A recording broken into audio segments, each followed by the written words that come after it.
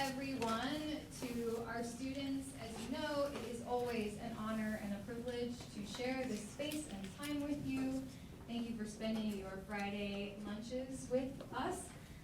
To our guests, welcome. My name is Liz Ferkel. I am a director at the Data Institute, which is the umbrella organization for all data science, data engineering, and most AI, although we can't claim it all, programming and research here at the university. We are excited to welcome back Sean McCurdy, AI and machine learning engineering leader at Lattice and founder of hyprbm, to the Data Science Speaker Series. Sean was also, or has been, a practicum partner in the past, so please feel free to approach him. I didn't actually ask you if I could say this, but at the end, you can feel free to approach him with your questions. So I hope that's okay, Sean. But yeah, he brings over 15 years of experience building AI systems across research, startups, and large-scale production teams, including leadership roles at Pinterest and Tetricus Labs. Today, he'll share practical lessons on what it really takes to build AI systems that last, from choosing the right metrics to designing systems that continue to deliver value over time. And there's a little bit more embedded in there too, but I'm going to turn it over to Sean, so welcome, Sean.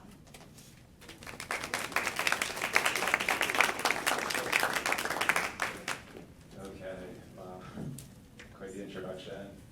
Yeah, I've been a big fan of the USF program. While I was at Pinterest, we hired 2 people from the program. Mostly in the data science department. Some people transitioned to ML engineers as well. And while I was at hyprbm leading that company, we had someone last year join the practicum, had a great experience, lots of really talented people in the room. So I always thought the USF program was a little bit slept on, so for me as a hiring manager, it's always good to keep connected to the program. So today I'm going to talk about how to build lasting AI systems. So I have a couple ground rules. The first ground rule is participate. I ask a lot of questions. If people see my presentations before, I usually like to get a lot of involvement, so feel free to raise your hands. I'll point to you, speak loudly. Okay, I'll try to repeat the questions. The second is try to keep an open mind. Some of the ideas here may be counterintuitive in terms of how we think about AI, and the idea here is to create a dialogue for us to discuss, not to say like this is like the right answer to the AI challenges and velocity. So the first question or the problem is AI is everywhere, all of the time, in everything.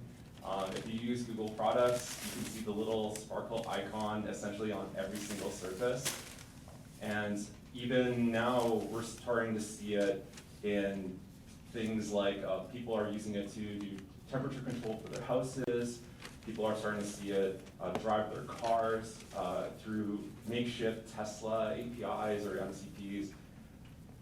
But I would be really curious what y'all thought were the biggest trends over the last year. So we'll start off that as the first question and just see what people are thinking about, because I could be outdated. There might be one that I missed. Let's kick it off. Yeah, in the back. Code assistance.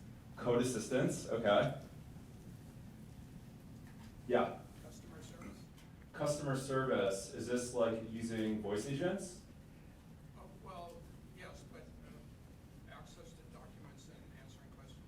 Yeah, Q&A agents is something that's become pretty popular now. Yeah, Roger. Yeah, I think in the B2C space, the automated personal assistant, which is like what people call, that seems to me that's a big trend.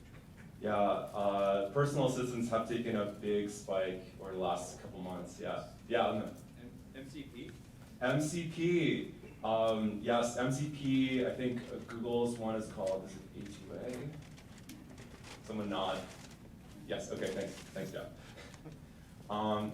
Anyone else? Yep. Right here. Evaluations? Evaluations, yes. From an enterprise point of view, evaluations is the main differentiator. When you have a startup, they don't really have time to do the evaluations, enterprise have tons of risk and they want configurability, so evaluations are really important. Yeah? Music creation. Music creation. Is there any specific company you like? I just tried Suno AI. Suno AI. Just getting my just seeing what it is. I was pretty impressed by the output. Actually. Yeah. Yes. I think at some point I made a custom song for my partner. Same. She thought it was funny.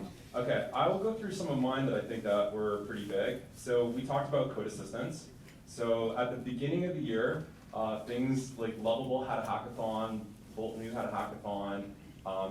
When Gemini came out, they also had hackathons as well to build up a lot of these basically vibe-coded projects. There was a trend also, no one mentioned it, of security threats that happen when people vibe code projects. And there was a vibe coding platform that tried to solve all the security issues, all the database issues.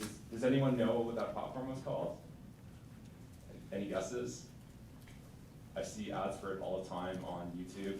It's the worst. The answer is Base 44. Base 44. Base 44. Yeah. So Base 44 solved a real customer problem, which is that essentially everyone's API keys were out in the open. If you inspect the network calls and the API calls, it was a big issue. The second one was bringing Claude Code into a UI that a non-coder could use. The reason why this was important was because Claude Code was kind of in the terminal, and Claude Code had exceptional abilities, but what was really the game changer was once they added that sort of like planning and task improvements to into the UI, it skyrocketed the usage for Claude Code. And OpenClaw. Does anyone have a Moltbot working right now? Raise your hand if you have a Moltbot. Raise your hand if you've never heard of OpenClaw or, oh man. Okay, I wish I could give a demonstration of this. This was OpenClaw. I'm not gonna put my Moltbot on the computer, it's too much. But basically, the major win with OpenClaw was essentially it provided tons and tons of resources and MCPs and tools available to an agent that could basically do everything. It can learn your specific preferences, it could build personalization, you can access it through Telegram or WhatsApp, it can edit all your documents, you can give it your credit card, it can buy things for you. People are using it to text their girlfriends and things like that. I don't know who those people are. But to me, these were the three biggest AI wins from last year, biggest AI trends. So the first insight is that it's becoming easier and easier for non-technical people to now use AI. So in the past, I remember when the first GPT paper came out, this is not the attention is all you need paper, it was the first OpenAI paper using GPT. I remember talking to my friend while I was visiting Toronto about GPT-2, and I thought it was like the most revolutionary thing. I'm like, look at this thing, it's able to like auto-complete, and it's able to do all these things, like you can build websites with them, and you just have to put in a description, you can code everything. And at the time, I think a lot of the generative technology was pretty slept on. Obviously, most of probably the people in the room were there for ChatGPT when it came out. The big win there was that sort of like preferential training, that RLHF.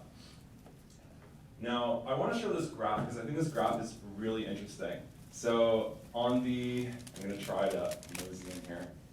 I said I wouldn't want, but okay. So we have 2020. GPT-2 is down over here. GPT-2 was actually quite fast for the computation time. And you would see that the task duration would be about 4 seconds. Now, as the capabilities of them all improved, that it can do more tools, it can do more usage, essentially what happened is that the task duration ended up getting more and more and more and more over time, which means that the complexity of the projects that it can take on could go more and more and more over time. There was a paper that began to look at, as you increase test time compute, you're able to do more and more sophisticated tasks. And now we're starting to see that test time compute can actually scale to a week, 2 weeks to build entire features. So startups and enterprises are now using coding agents. It's pretty ubiquitous. Every single engineer at Lattice uses, we use Cursor, we use Claude Code. I think the philosophy is whatever it takes to get the feature out, as long as it's hitting a certain quality bar. So Cursor did this as well. I'm not sure if you noticed in Cursor, they had a new browser window that was created. So basically they gave it the instructions and it was able to work for a week and then create this feature without any human assistance. In fact, a lot of companies, including Sanctuary AI is one of them, is basically the idea that can a task be completed without human intervention as a way to do billing or pricing for products? So the value that's created without human intervention.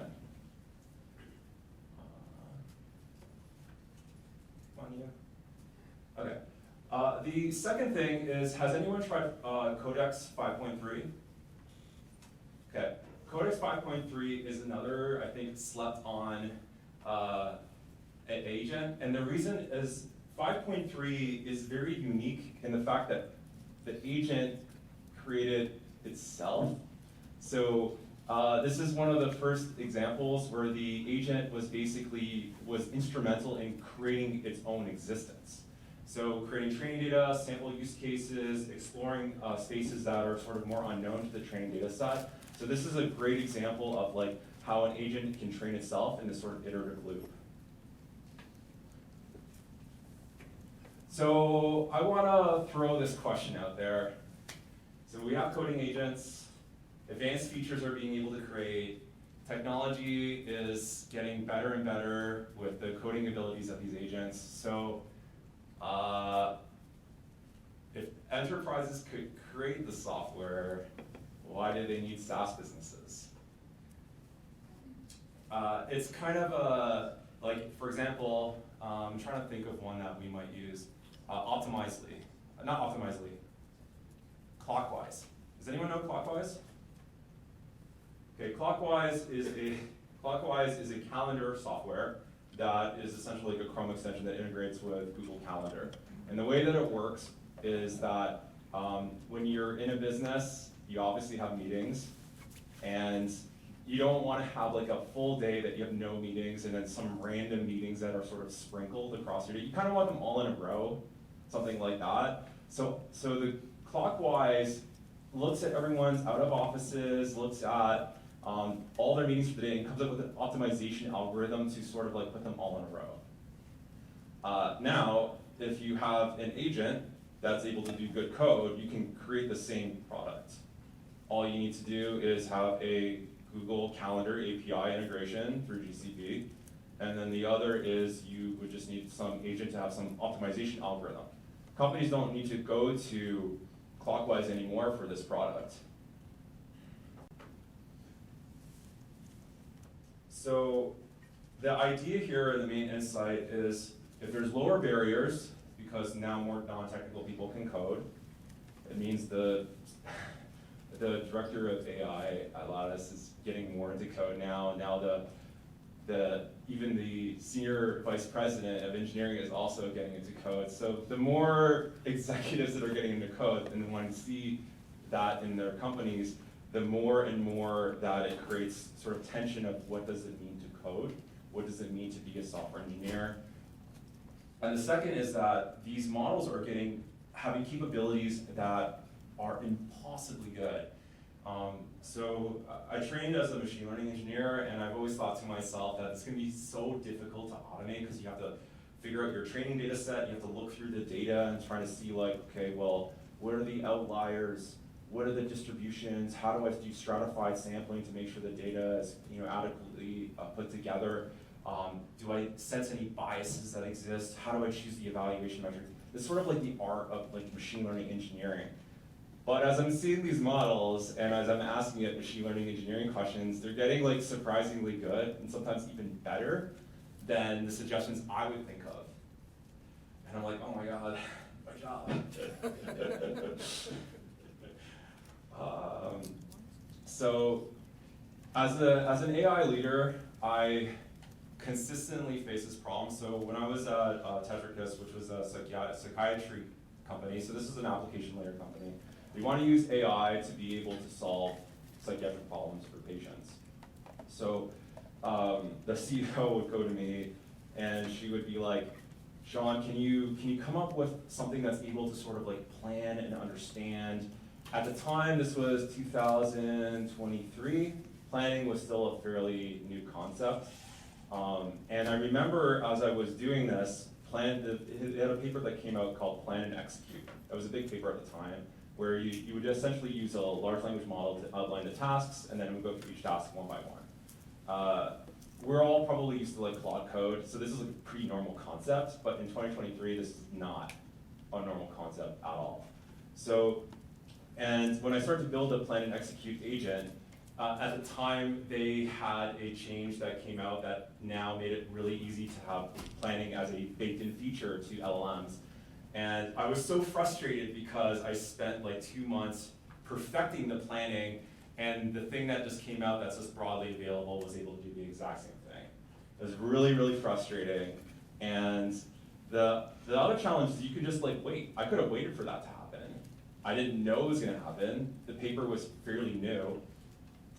So you kind of get put in this situation where you're on one side, leadership is telling you, okay, you gotta build this feature, you gotta like have this sort of component, and then as an AI leader, you're like, that feels like it's gonna be in production at OpenAI in like a month or two. Can we like wait on it? But they're saying, well, there's customers, they want this feature right now, you need to be doing work on something.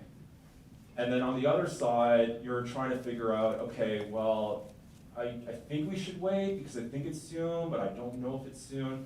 So you're kind of stuck in this position of how do you invest? Okay. So this is an interesting thing. So CEOs are putting more pressure on engineering leaders to reskill and learning before hiring. So this is a big trend. So right now, we're in an economy that is, slow hire, slow fire.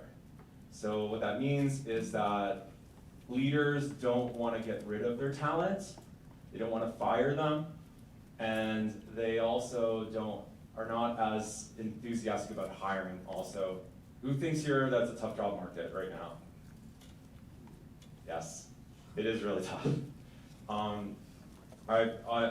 remember when I joined Lattice, we had started an AI team, and I joined maybe 9 months into the AI team starting. And when I got there, I was like coming in from like, I built all RAG agents, I built like sophisticated retrieval systems, I built personalization of both planning and execute agents, and I was coming in and expecting like, oh my God, these ICUs should be like way ahead of the pack in terms of technology. But what I was surprised was that the entire team was actually repurposed full stack engineers that had joined from other organizations that had become less relevant to the strategic direction. So Lattice ended up putting all the resources on investing in people because they know that they're good engineers, they know that they had good focus, they know that they could deliver, they just had to like learn the AI. So we basically said like, go through this LangGraph class, go through the 4 modules, you'll be okay, we'll be able to put together an agent. And that obviously comes with an investment because you're investing in people's abilities, right?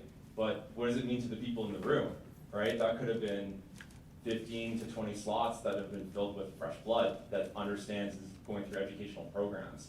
This is a challenge that engineering leaders have to face. How do we honor our current employees, but how do we also create room for people with new skills and new talent?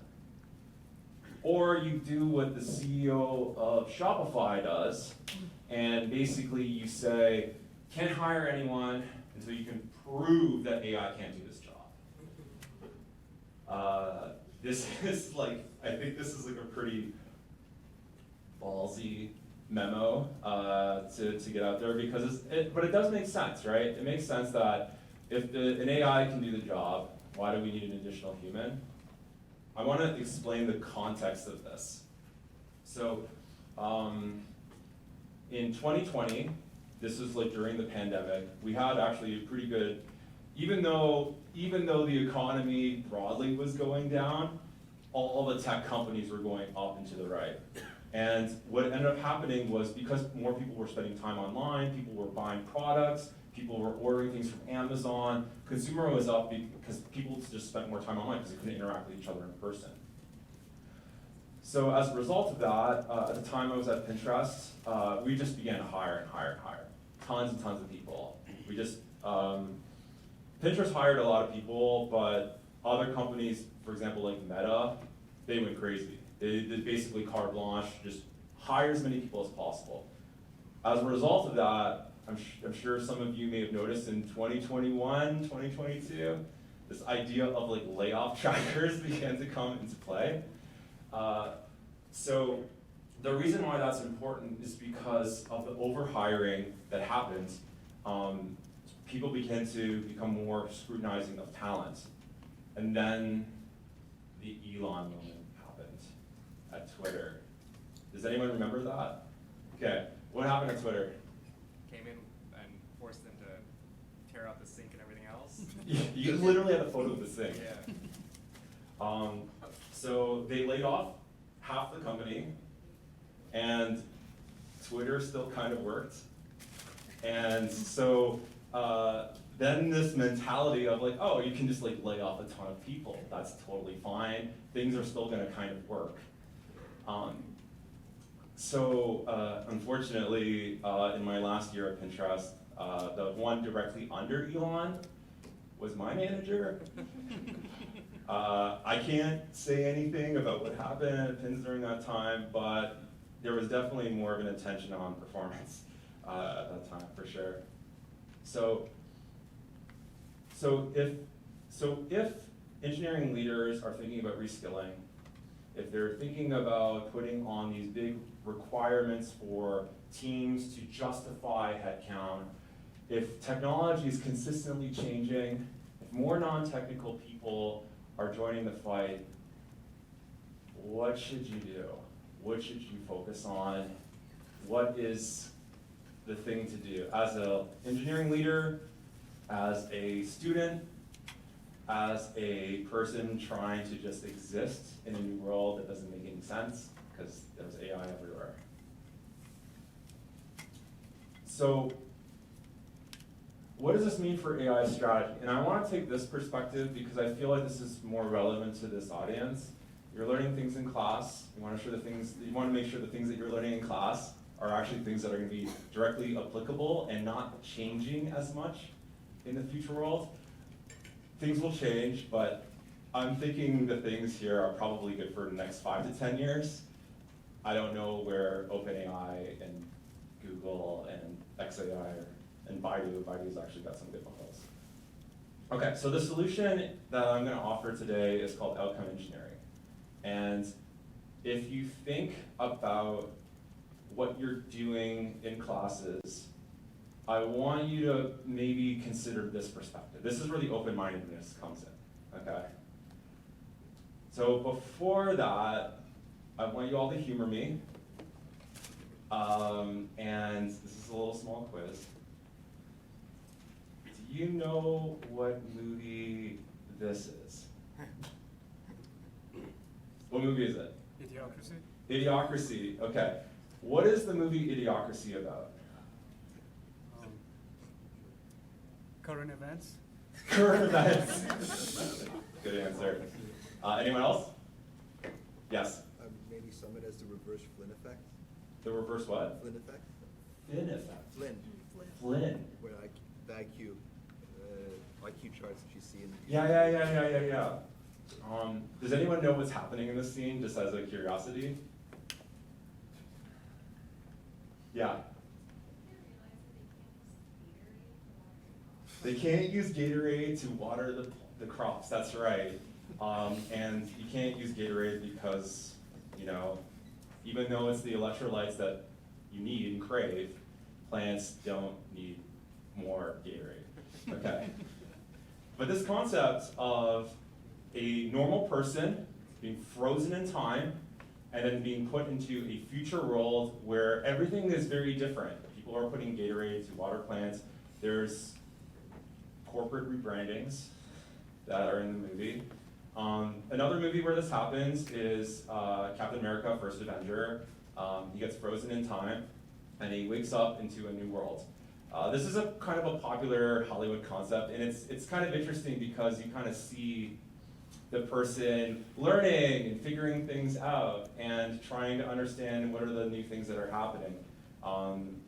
It doesn't have to be frozen in time. It could be also movies like Harry Potter.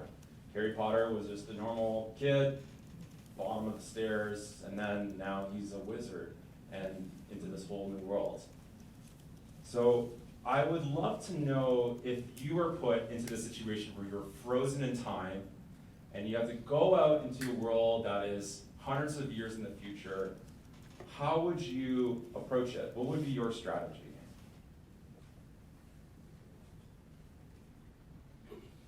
Ask a lot of questions. Okay, ask a lot of questions, assuming the language is the same. Anyone else? Yeah. Check Reddit. Check Reddit. You think Reddit would exist 200 years from now? Could be a very different website or experience. Anyone else? Find a mentor. Find a mentor. Okay. Yeah. Ask chat. Ask chat? Yeah. Claude. Okay. Let's assume Claude let's assume Claude is not ruling us all in that time. Okay. Find relatives. Sorry? Find relatives. Find relatives, yes. Okay, so why is this exercise important? So the reason why this exercise is important because I want you to think of a mind experiment for a quick second. Imagine a world where we have AGI. Imagine a world where we have someone like the main character in Idiocracy, which is kind of like an average intelligence person that's being put into the future. The average intelligent person can ask questions, they can explore the world, they can figure things out. Can we also imagine what that world would look like if you couldn't walk because somehow the freezing process disabled you? Or if you couldn't see, or if you couldn't speak the language. A lot of these things about thinking about a competent person going into the world and asking questions, interacting with things, trying different things out, because ultimately that person is a smart individual. But now instead of thinking about the smart individual, I want you to think of that as like an AI system, okay? I'll draw it a little bit more clear. So in this diagram, an LLM is loosely trained by like information on the internet. It's essentially like a fancy autocomplete. It goes through a preference modeling step using like GRPO or something along those lines to be able to align it to human preference, and then it creates this final LLM. We then inject that LLM into a agentic system, which includes things like memory, instructions, tooling, and then we unleash that into a new environment, something it's not trained on. Things could be kind of similar, but it's mostly not trained on environment B, right? And if you think about the agent being incredibly complex, incredibly smart, if you tune a couple things in this loop, eventually it will be really, really good. What I'm saying is that we don't work on what's in the box here, we work on what's outside the box. That's the main insight that I want to offer. Because my thinking is that that box is the thing that's gonna move so quickly that we don't have control of. The problem to actually solve is the fact that it moves from environment A to environment B. So the insight is when you put an agent into a new system, it's competent. It can do things. It's getting better and better over time. It's getting better at a rate that we have difficulty keeping up with. So the problem we should be solving is not how to make the agent better and better and better. It's how to give the agent more information so that it solves an out of distribution problem because of the environments that it was trained on versus the environments that it's existing in. Look at an example. At Lattice, we have an LLM that's it could be Claude Code, it could be Codex 5.3, but was Codex 5.3 trained on Lattice data and infrastructure? It's not. Is there weird stuff that's in there? 100%. So if it's the case, it's going into a new environment, we think of it as a competent system. If it's a competent system, we need to give it signals so that it can learn over time. But if it doesn't learn over time, it's never gonna get better and better and better. So I wanna start with my three sort of main approaches of the things that you should focus on instead of putting all the eggs in one basket to understand architectures and topologies. Focus on the things that are outside the agent as the things that are constant. So perception is important because you basically want to make sure there's good alignment. So I'll give you an example. Say a user wants to get fit, they have a wedding coming up, it's in the south of France, you have relatives coming in, you have your friends coming in, everyone's gonna see you in a dress or a suit, or maybe both. And when you ask Claude or Gemini for coaching advice, it says, you gotta go to the gym. Is this good advice? Yeah. It's good advice? No, it's very generic. It's very generic, okay. Is this the best way to track the goal, going to the gym? Number of times going to the gym per month? Is there a better metric?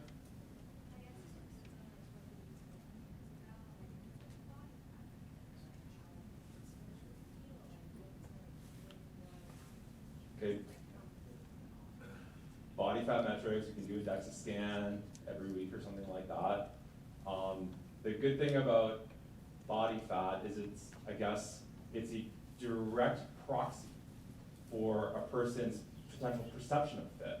Fit could also be muscular too. Anyone else? Any other metrics? Calorie intakes. Calorie intakes, yes. Calorie in, calorie out are an important factor in driving a person to utilize potentially more fat, but it's more of a,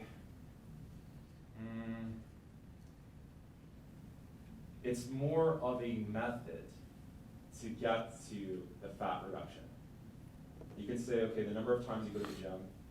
So good data science skill is to be able to come up with the best metric to approximate what you actually want. One is that you actually have to ask the user of what defines to you being fit. Like, is there a certain percentage, a certain amount of walking per day? But going to the gym 30 times could just mean you go to Earth Bar or the protein shake place in there, or go to their study or something like that. How many times are you using the machine? Maybe you're using the machine, but you have tons of calories that you're eating. So at the end of the day, coming up with a good metric is really important.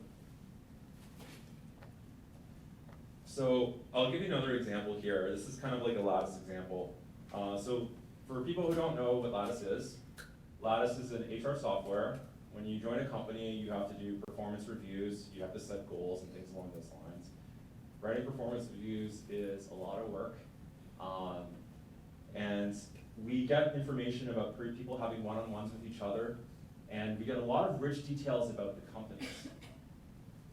What's really interesting is that when we have that data, we have an opportunity to also think about how a person can improve.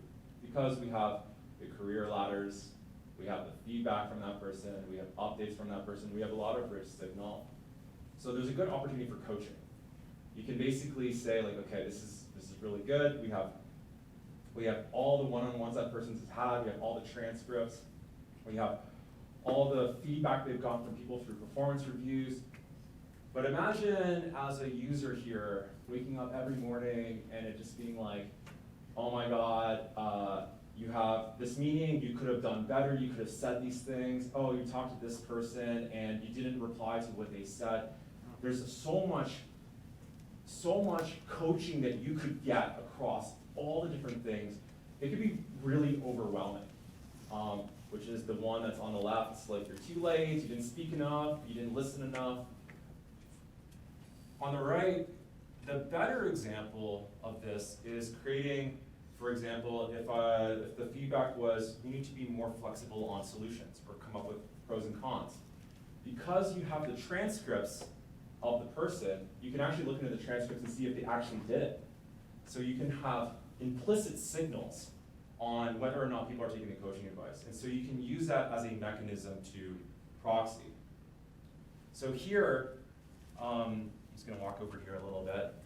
You wanna have, one part is obviously you need to have it injected into the context of the model, but if you don't have the data that you can track from the environment that's coming from the environment, the model's never gonna get the context. If you don't have an MCP integration into Jira or Asana or Google Calendar or Google Mail, it's not gonna know if it received an email. So you have to set up the environment to actually output the signals that are relevant. And that could be things that are explicit, like, it could be things that are explicit, like, for example, did the person attend the meeting? Did the person take the coaching advice? Or it could be things that are implicit, like, is the person happy? Is the person content with the work that they're doing? Engagement surveys are also a really big thing. Okay, the next one is probably the main one of this bunch, which is the critique.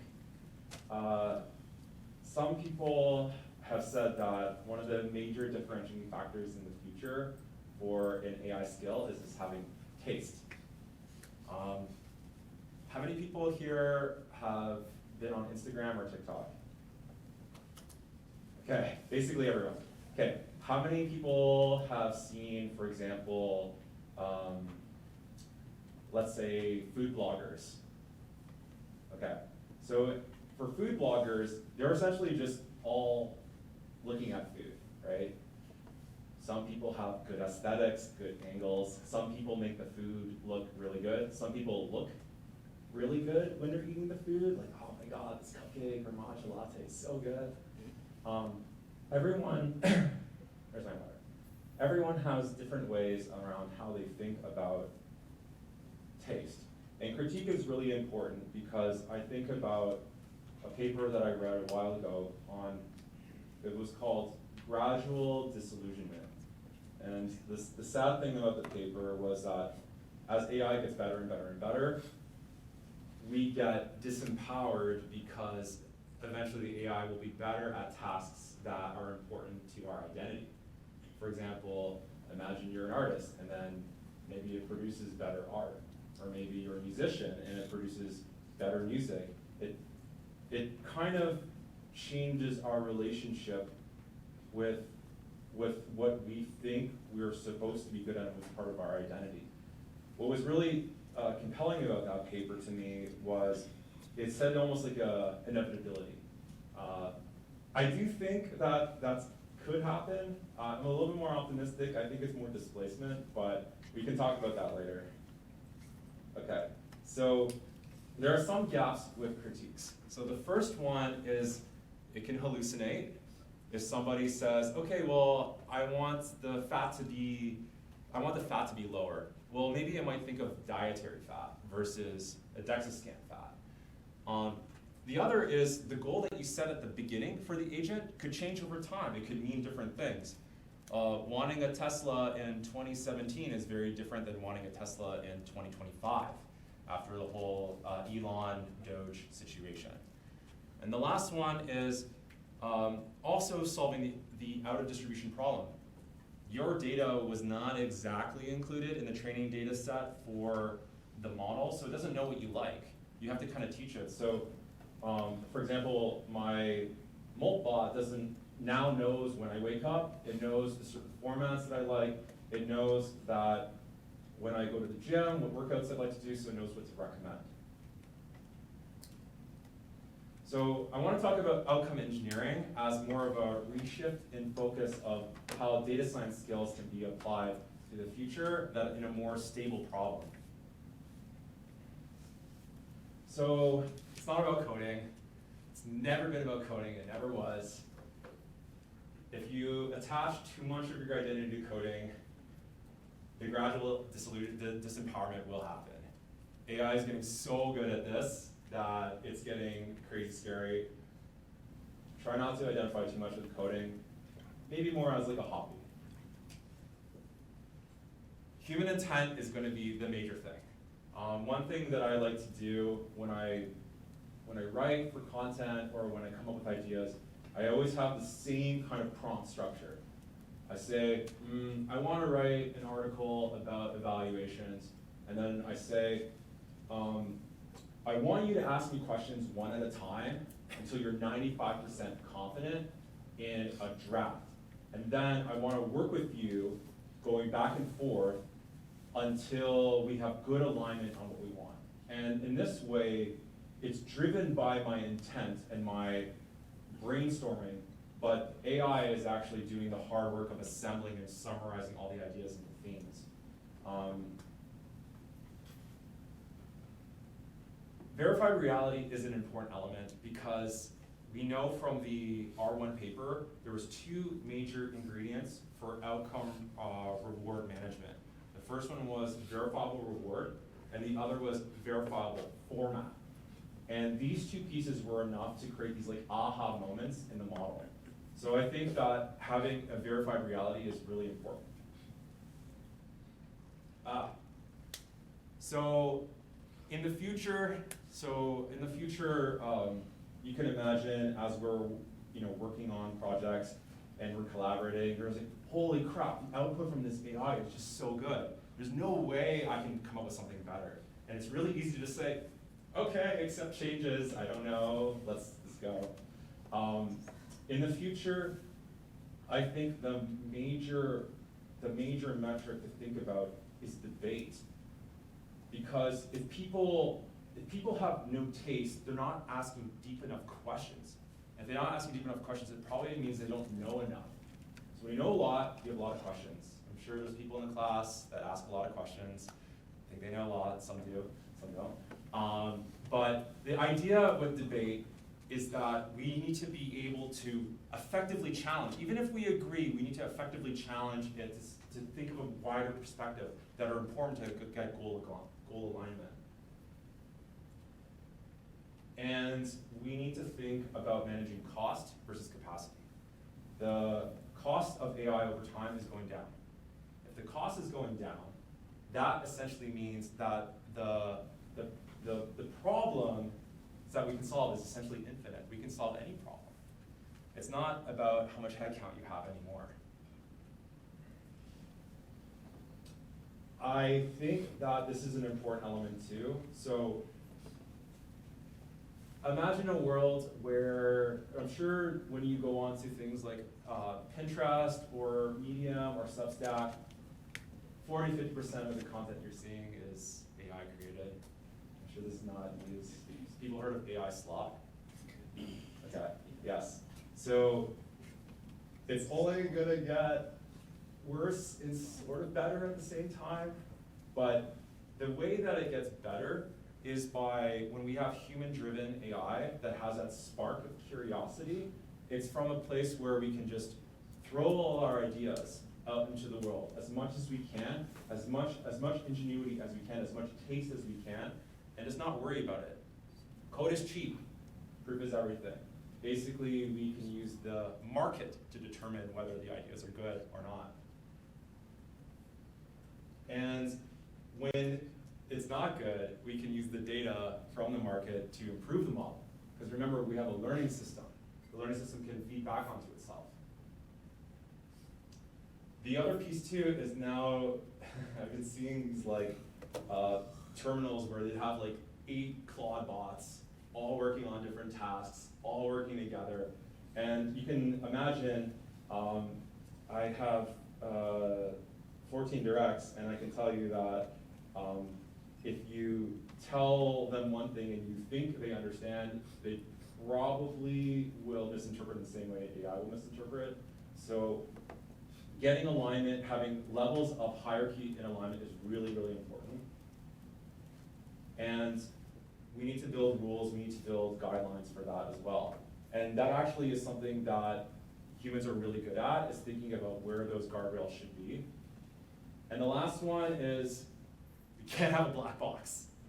As soon as we start having a black box is when we run into the issue where AI goes off on its own tangent, has its own reasons for doing things. We need to make sure that we keep track of the reasoning to make sure that we know how to arrive at the solution. Okay, the last piece of the puzzle is, okay, we have perception, we need to be sensitive and track as much things as possible. We have critique, we need to debate with the model. And the last is trial and error, we need to learn. So there's a lot of ways that you can learn. There's ways that we can have different kinds of actions being taken place. And there's also ways that we can rewrite instructions, rewrite tools, rewrite memory. Clawbot's really good at this. And essentially what that means is you create a coding agent as your main agent. One paper that I really liked was this paper, I think this was from MIT, could be wrong, on recursive language models. Has anyone heard of this paper? Okay. In the recursive language model paper, one of the biggest problems with system prompts is on an enterprise level, they can get really long because there's lots of rules. And in the next slide, I'll show you one example of a very large system prompt. Because it can get really, really long, you're also appending in the message history. And there's this thing called context collapse. Does anyone know what that is? Yes? It's when it summarizes the conversation into like a shorter form, but it loses details about what you've talked about. Yes, the key thing in context collapse is that eventually what happens is like, I'm gonna try to see if I can do it here. You have your outputs that look like this, and then over time they can get bigger and bigger and bigger and bigger and bigger, and then all of a sudden it just goes really short. Has anyone experienced that before? So context collapse is essentially this sort of collapsing of merging meanings together, the outputs getting smaller randomly, and just it not working well. If anyone used GPT, I want to say 4.0, and then eventually like the conversation got so long that it just began to just forget everything. This is a big problem. What they did in this paper was they said, screw that, we're going to throw all the relevant context into markdown files on the side and keep track and manage through editing those markdown files. This is probably pretty standard if you use Claude Code. You've probably already seen like you can write documents, you can edit those documents. This way you can have an infinite system prompts. Really good for enterprise because you're able to have those really long windows. So then what do you actually put in the system prompts? So I'm going to attempt to click this link. If I can find my thing here. Okay. All right, hopefully this works. Come on, you. Okay.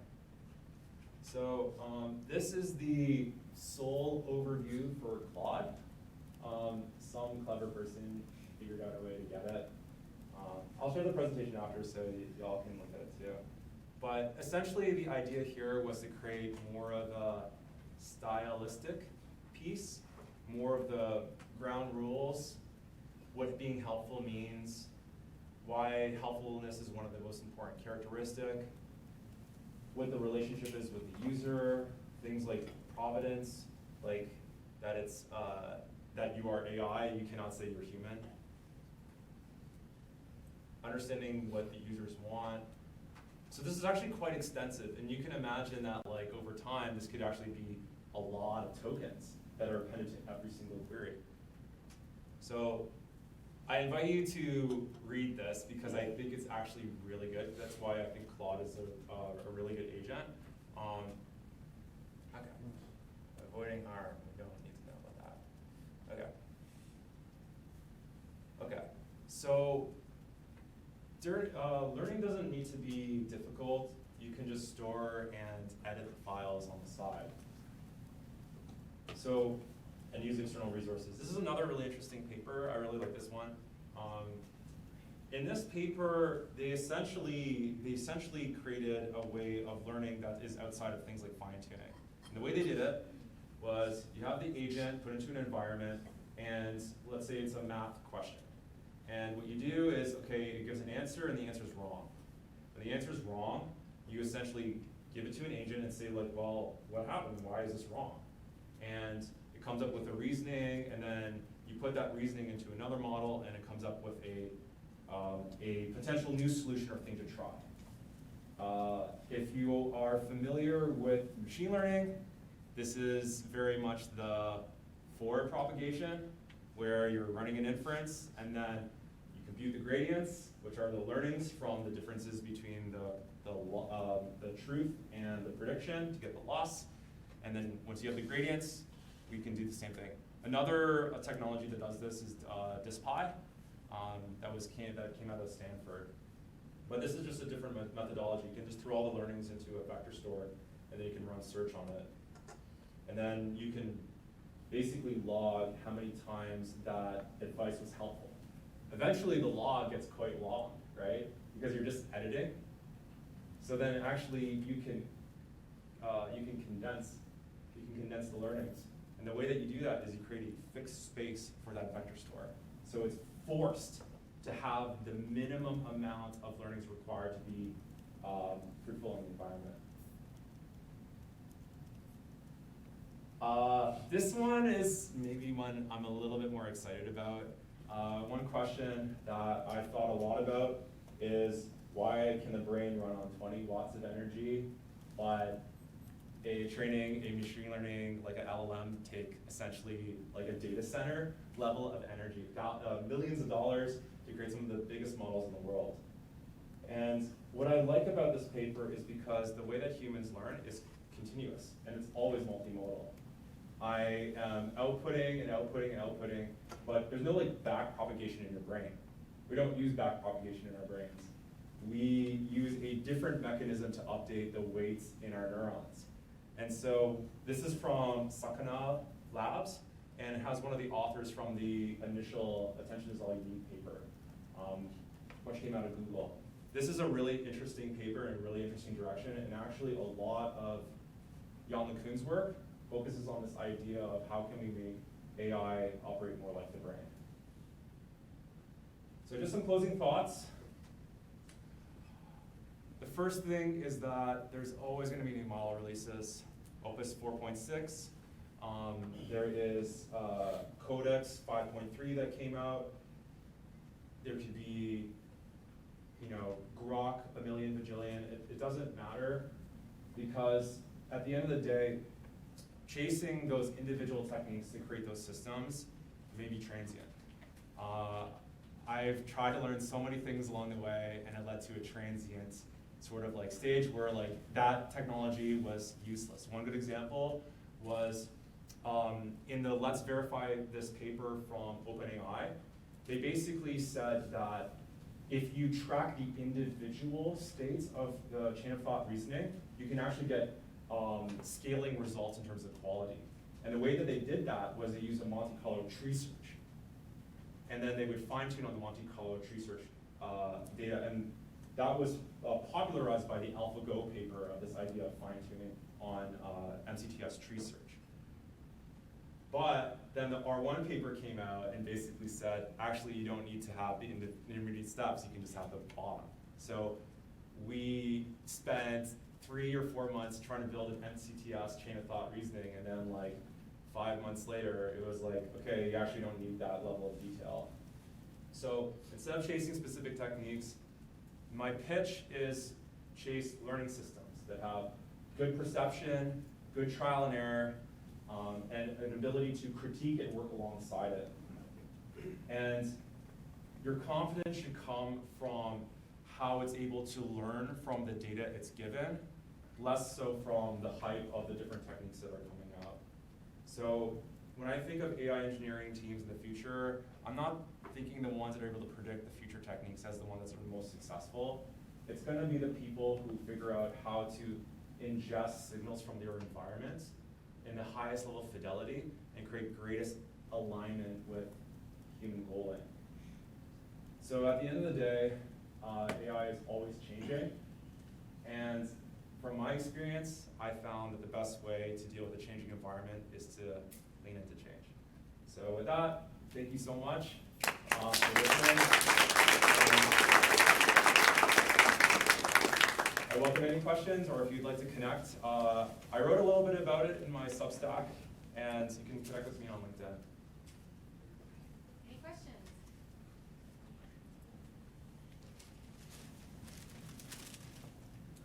Yeah. Hey Sean, my name is Tom. Thanks for being here today.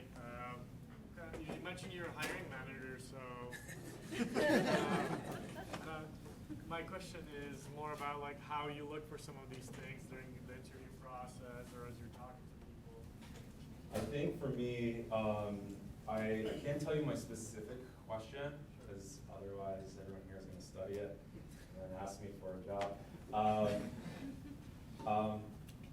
The most important thing that I look for is I look for a person to have taste. And the way that I usually look at if a person has taste is if they understand the choices that they make when they do something. So for example, let's say a person did a project where they vibe coded a website that, I don't know, let's say, I'm trying to think of one. Someone tell me about a vibe code project they've done recently.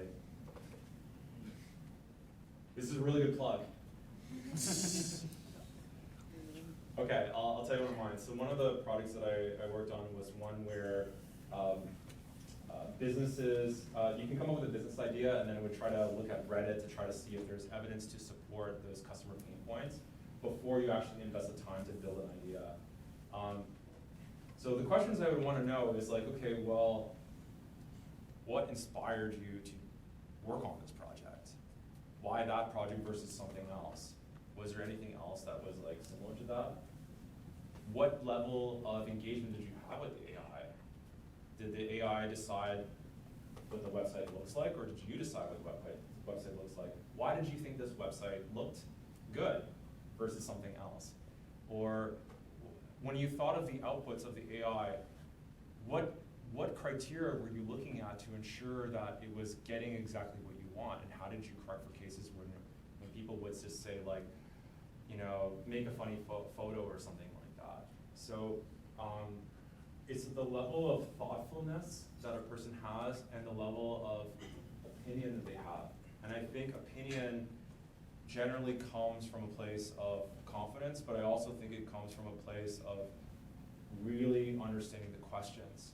If you don't really have any questions about things, I find it's going to be really tough to get a job, because you have to consistently critique what other people are doing. Even if it's you're doing PR reviews, you have to critique it. I know some people in my past who just, looks good to me, doing PR reviews. They did thousands of PR reviews and they're all like, looks good to me. Those people didn't last long in the company because they didn't really offer any new insight. So my advice is understand the decisions you make and consistently ask questions. And even when something is really good, you have to find a way to challenge it. Yeah, in the corner. Hi. I thought it was really interesting how you talked about using agentic workflows and how it's important to like iterate and evaluate that. And I was wondering if you could speak to how you would do that at scale, like instead of every time you have to evaluate, like, oh, I did this experiment and these are the results. Like, could you do that? Yeah. So if I'm understanding the question correctly, It centers on how does one evaluate an agentic workflow. So there are 3 levels to this in enterprise. The first level is I'll call the playground level. This is when an engineer is trying to come up with the idea of making an improvement. And the way that you do that is, let's say we want to change the system prompt and we want to add tools to it. What you would do is you would assemble a set of questions that you would ask the agent and a set of answers or parameters that you think are good to consider. So if you're building a question and answer agent, you want things like faithfulness, evidence supported, concreteness, conciseness as like evaluation criteria that you can put through an LLM judge. But essentially you go through this golden data set of questions, you have all these evaluations, and then you get a summary of across 500 questions or 1,000 questions, how good this agent did. And so you can run statistical analysis to see if it's getting better and better over time. And that's the playground stage. That gets you to submit a PR, and that PR goes up, and it goes into the environment. Now, just because the sample questions work, and let's say it passed DEI evaluations and things along those lines, to make sure that it's not a racist model or doing things that are crazy or out of whack. You need to know how people receive it. So one is like, well, we have a thumbs up, thumbs down. We have things like people can put comments, but the reality is actually not really that many people do thumbs up and thumbs down. So that's problematic. So my thinking is that there's 2 ways that you can evaluate at that middle stage. And then the 2 ways that you can evaluate is you can have 2 responses side by side. You use direct preference optimization or DPO as a way to determine if both are good, this one's good, or none of them are good. That gets a lot more participation. And the other is the implicit feedback, whether people are not, that you look at the responses of the human responding to the feedback. After that is the next layer, which is, are people coming back to use the agent? Is the agent being involved in lots of conversations? Is it fast and performant? Is it giving safe answers and things along those lines? This is more like your business objectives. There's other problems too of like, how do you know your evaluator is correct that you're evaluating with? Like, for example, the prompt used for faithfulness for the LLM judge, how do you know that's actually good? That's a topic of a whole different presentation, but that's a good question. Yeah, yes? Hi, Sean, thanks for coming today. In the beginning, you had a slide asking the question if software as a service is dead or not. Because if I have Claude Code or whatever tool may be, I can create these things in-house. It was a question mark on the slide. Do you agree with that, or what's your stance on that question? I agree with that I don't agree, enterprise is like a different category. Because enterprise, they need like so much certainty and so much hand-holding that enterprise is maybe, and also you're dealing with people that potentially are using the software. They don't want to change the software that they were using. This is like a big issue in government. That's why if you get a contract in government, you're like smooth sailing. But in middle market and SMBs and things like that, small business and startups, there's a lot of challenge that I see for those ones. And those ones, if you look at all the YC companies and you look at all their pitches, I get them all the time on LinkedIn, and it's like, make it easier for you to deploy a Claude bot, or make it easier for you to fine-tune a model, or make it easier for you to like build evaluations. The entire pitch for startups is just making it easier for people, right? But if your agent can do it, then it's already easy for you and something that you trust. So the way I see humans in the equation is in the ability to create trust and to create those relationships. So I don't want to go into like my futuristic predictions of where how humans will be displaced, but I think a good clue to that is in the future, I think that we're all going to become more independent. Larger businesses may not be as big as they are today. Yeah, And if I could, a follow-up question to that, so if a small business or medium-sized business can do in-house, replace some of these software as a service services in-house, reconciling that idea with like we can't have these AIs turn into a black box where we're not debating with them anymore. But if I'm some front-end development team, and congratulations, now that I have these tools that I have access to, now you're responsible for replacing whatever software it is. I find it hard to see a world where that team is actually having a debate or actually making judgments in taste, as opposed to be like, all right, I have to do this now. I'm just going to click accept and cross my fingers. Yeah, the enterprise has a big, enterprise loves things like, well, I don't want my data retained.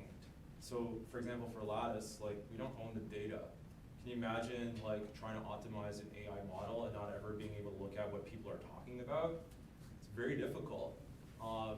So retention is a really big thing, and privacy is a really big thing. The second thing in enterprise is that enterprise needs to have audited. They need to know who's looking at their data. If, you have to look at it. They need to know like how people are using it. They want configurability. So enterprise, they pay more, but there are a lot more to handle. Startups, I just think that they're looking for, a lot of times like either a vibe-coded solution or something along those lines, or they create their own solution. The challenge is that the challenge is cost, Some people would rather have control for their solutions. Yeah, it's a good question. Anyone else? Yeah, Roger. Hey, Sean, actually, thank you. This is a great presentation. I'm maybe ask a question about the jobs, because a lot of these students here, actually, you were kind of talking about, which is very true, a lot of those coding jobs is gradually disappearing because other people, non-tech people can do. So, but also talking about the future skills that may have more kind of opportunities in their jobs. So my thinking is slightly different angle by looking at the pains these companies are facing in transitioning to AI. Would that create more opportunities for the younger people to help those companies to do the transition? So if agree with that logic, what are the pains, what are the related opportunities you think I present to the younger people who maybe can help?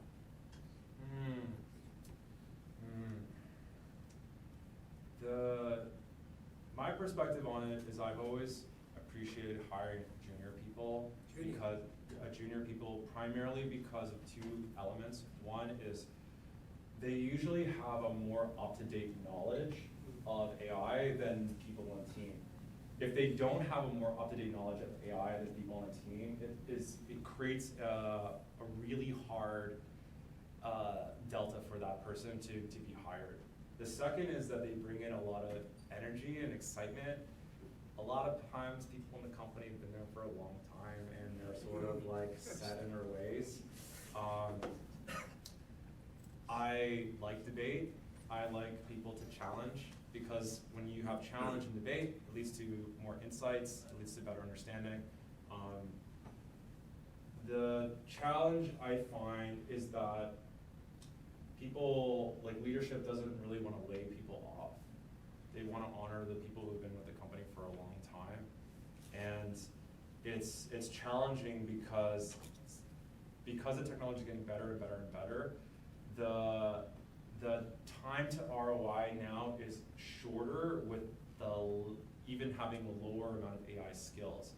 So companies take a hybrid structure. They repurpose some people and they externally hire people who are really strong experts in AI. So a few people, maybe 2 or 3 people on a team really, really, truly understand AI that are externally hired, and then they use the people who are repurposed as a way to sort of execute on their technical vision. So then the competition becomes between those people who are really experienced in AI and the people who are junior. And so often a hiring manager needs to look at, well, do I have a person who's been working in AI for 5 to 10 years across all different surfaces who has a lot of practical experience, or do I look at a person in an educational program? So my opinion is that it's kind of like a catch-22. If they never really have a chance, they can never really develop it. So a lot of times when somebody leaves, you do horse trading and you try to figure out like, well, if I have a staff engineer leaves, that could be like 3 junior people because it's the same pay and stuff like that. So there's ways that you can go about it, but I think it's tricky, and I think that just showcasing a lot of the AI skills that you have through projects that are deployed online is a huge help. Yeah, one observation I had, because I talked to some companies, especially small to mid-sized companies, they are in the early part of a journey. Because for a large company, they have dedicated teams. So for these kind of small teams, they are still kind of trying to learn how to kind of set up the agent. Still a lot of basic trainings. Maybe that could also be the opportunities for students, as you said, if they have some up-to-date AI knowledge can help these companies. I think actually the practicum program that's here is a really good. I was a little late to the game for this cycle. I did have one idea in the slot, but sadly no interest. But I think next year I'll make sure to have a slot for people to join. But it's a really, I think the practicum is a really good program. The person I had last year, I think learned a lot, landed a job at a startup. So I think the practicum is a really good pathway for it to build relationships, especially if you have a good mentor.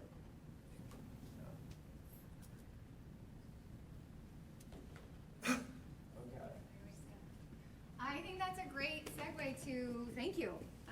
Thank you so much for coming. That was a wonderful talk.